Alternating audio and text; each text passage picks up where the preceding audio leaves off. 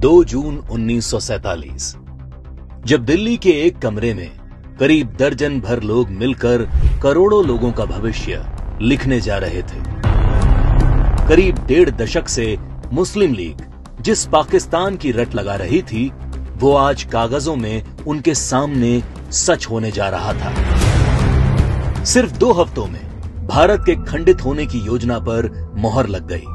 भगवान राम के बेटे लव का बसाया लाहौर, ढाकेश्वरी माता का तीर्थ ढाका, गुरु नानक देव जी का जन्म स्थान ननकाना अब 2 टुकड़ों में बंटने जा रहा था।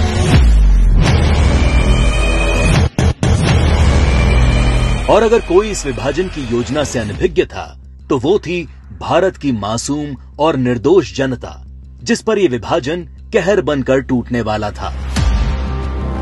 1947 को अंग्रेजों द्वारा किया विभाजन देश का पहला विभाजन नहीं था। अंग्रेज इससे पहले 1905 में भी बंगाल का विभाजन कर चुके थे, लेकिन उस विभाजन का पहले बंगाल में और फिर पूरे देश में इतना मुखर विरोध हुआ कि अंग्रेजों को 1911 में अपना फैसला वापस लेना पड़ा था। विभाजन का जो काम अंग्रेज 1905 में नहीं कर पाए, वो 1947 में करने में कैसे सफल हो गए?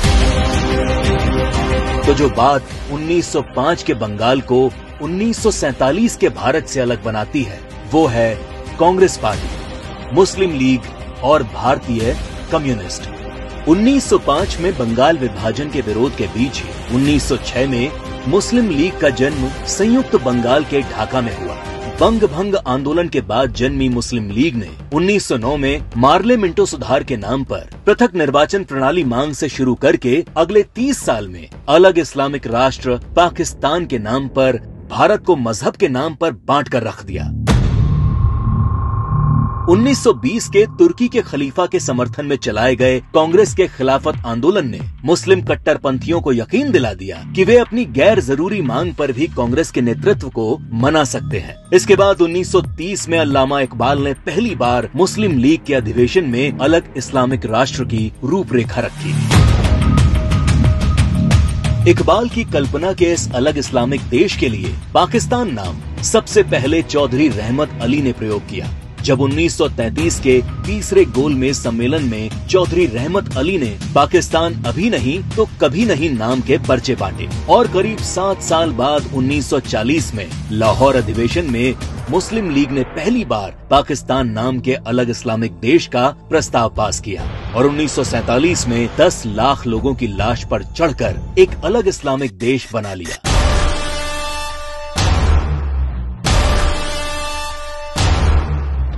और जिस भारत ने 1905 में बंगाल का विभाजन नहीं होने दिया, वो भारत 1947 में भारत विभाजन नहीं रोक पाया, क्योंकि कांग्रेस के जिन नेताओं पर लीग के सामने खड़े होने की जिम्मेदारी थी, उन्होंने अंत समय में बिना भारत के लोगों को विश्वास में लिए विभाजन का प्रस्ताव स्वीकार कर लिया।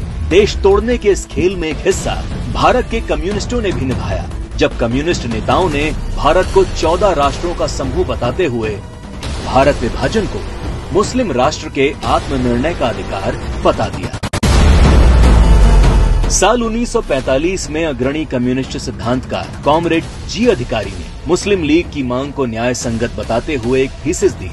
उनके शब्दों में 1940 से कम्युनिस्ट पार्टी ने ये देखना शुरू कर दिया कि तथाकथित सांप्रदायिक समस्या वास्तव में बढ़ती राष्ट्रीयताओं की समस्या है, जिसे आत्मनिर्णय के अधिकार के माध्यम से हल किया जा सकता है। यदि हम इसके प्रगतिशील सार को देखें, तो पाकिस्तान की मांग वास्तव में पंजाब, पठान, सिंध, बलूचिस्तान और पूर्वी प्रांतों की मुस्लिम राष्ट्रीयताओं के क्षेत्रों के आत्मनिर्णय के अधिकार की मांग है।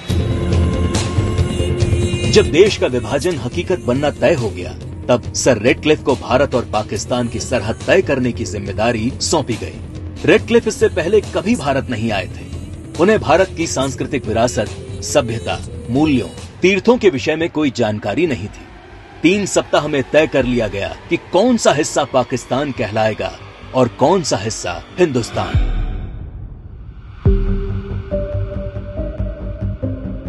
सदियों से एक जैसे इतिहास, भाषा, बोली, खान पान लिए रह रहे लोग, गांव और शहर रातों रात 2 देश बन गए।